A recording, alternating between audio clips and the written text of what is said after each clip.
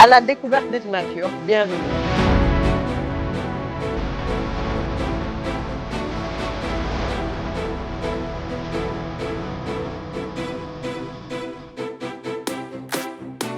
Je remercie Steph Center de m'avoir associé à cela. Donc moi, je suis mariée tout et je suis la fondatrice, une Sénégalaise déjà, la fondatrice de l'entreprise qui s'appelle Et Tout Nature. Et nous valorisons des produits naturels, alimentaires et cosmétiques depuis 2013. Ce qui m'a poussée à entreprendre réellement, c'est je suis partie juste dans le constat. Il y a plus de 10 ans. Le pourquoi ce constat-là, parce que j'ai vu pas mal de produits circuler, parce qu'il faut savoir, par mon parcours, j'ai vécu plus de 15 ans à l'étranger, entre la France et le Canada. Et étant au Canada, j'ai constaté en fait des produits naturels qui venaient de chez nous sans même les connaître.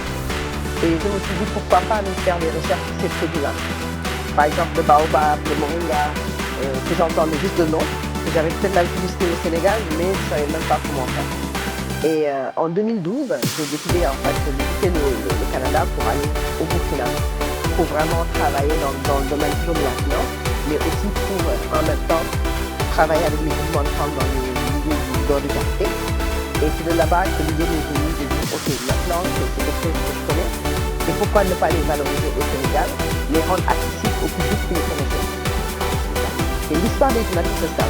C'est une jeune dame, du nom de Marie-Tout, qui a décidé de revenir en Afrique, particulièrement son pays d'origine au Sénégal, pour valoriser des produits naturels, sachant qu'avant ça, j'ai eu un master en finance. J'ai travaillé entre la France et le Canada dans le domaine de la finance pendant pas mal d'années. Et un beau jour, j'ai décidé de tout laisser tomber, de démissionner de ce que j'avais et de revenir au Sénégal, parce que quand même le Sénégal m'a donné pas mal de choses, de redonner ce que le Sénégal m'a donné, en même temps de pouvoir montrer à la population sénégalaise la richesse africaine qu'on a. Et les défis par rapport à la création des Tout Nature, c'est simple. Comme je vous ai dit, ça faisait 15 ans que j'étais à l'étranger, donc il fallait rentrer. Même si je suis sénégalaise, mais j'avais jamais entrepris au Sénégal, j'avais jamais travaillé au Sénégal. Donc le premier défi, c'est déjà se réadapter à la culture qu'on connaissait déjà. Donc ça, c'est le défi numéro 1. Et de pouvoir entreprendre dans un milieu que les gens n'étaient pas en fait encore ouverts en fait à ce milieu-là, c'est-à-dire le milieu du naturel, les produits locaux. Les gens, surtout au Sénégal, on prenait plus des produits importés que les produits d'origine sénégalaise. Dans le développement du nature, forcément, déjà dans la création, il fallait s'entourer de bonnes personnes et aussi avoir des fournisseurs de produits. Ça, c'était le défi majeur, parce qu'il fallait les fournisseurs, c'est en général des groupements de femmes qui sont dans les régions. Il fallait les rencontrer, essayer de tester les produits avec des cahiers des charges. Donc ça, c'était vraiment un défi majeur. Parfois, on parle de financement, mais moi, mon défi majeur au départ, c'est vraiment la mise en place, l'acceptation des produits. L'impact social qu'on apporte aux nature, comme je viens de dire, c'est vraiment par rapport aux femmes. Parce que nous, ce qu'on fait, on travaille avec des groupements de femmes qui sont dans des régions éloignées. On essaie de travailler sur les produits et forcément, lorsqu'on valorise les produits, on achète leurs produits avec vraiment des prix des sorties concurrents et derrière, on les valorise. Et sachant que si on achète ces produits, on crée de l'emploi pour les femmes, pour les jeunes. Et ça crée un peu dans nos villages une communauté et ça donne en fait un peu de valeur à leurs produits en disant ok, nous on va venir prendre vos produits et les vendre sur le plan national et international. Notre zone d'intervention en général, on est vraiment large, c'est-à-dire lorsqu'on parle du Sénégal, c'est plus dans les régions. On va par exemple dans une zone, je vais citer Kédougou, là il y a le beurre de karité, il y a le baobab, c'est là-bas qu'on va le prendre. On va aller peut-être en Casamance prendre d'autres produits, on va aller à Kaolack prendre d'autres produits. Selon la région disponible, on va prendre. Et là, on va même plus loin, en dehors du Sénégal, on va aller en Côte d'Ivoire pour chercher le beurre de cacao. Donc on va aller plus loin au Mali, en Guinée, vraiment pour aller chercher en Afrique de l'Ouest les ressources qu'on peut trouver pour faire notre transformation. L'expérience en tant que femme entrepreneur, ça n'a pas été facile. Parce que déjà, pour entreprendre au Sénégal, étant femme, et entouré d'hommes, c'est pas facile de diriger des hommes.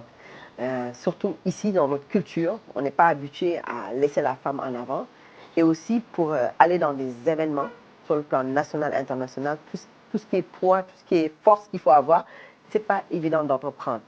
Et il faut savoir, il y a quelques années, entreprendre au Sénégal, c'était pas facile. Peut-être maintenant, on en parle plus, c'est plus d'actualité. Mais dans le passé, ce n'était pas évident parce qu'on prenait la femme, seulement la femme qui était à la maison, ou bien à la limite, lorsque la femme entreprenait, c'était plus acheter des produits de l'étranger et les revendre, pas faire de la transformation.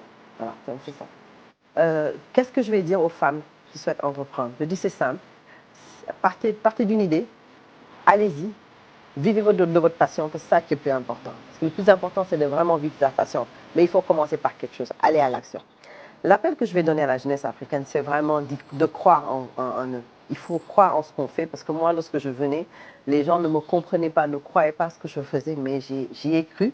Et ça fait presque 9 ans qu'on est là-dessus. Et il faut y croire et être, comme je dis, répéter toujours, la passion, la passion. Il ne faut pas attendre d'avoir de l'argent pour entreprendre, surtout pour les jeunes, parce que parfois les jeunes se disent non, non, je dois attendre d'avoir de l'argent pour faire des choses. Non, non, vous commencez avec les moyens du bord que vous avez, et si on voit que vous faites des efforts, d'autres personnes vont vous accompagner.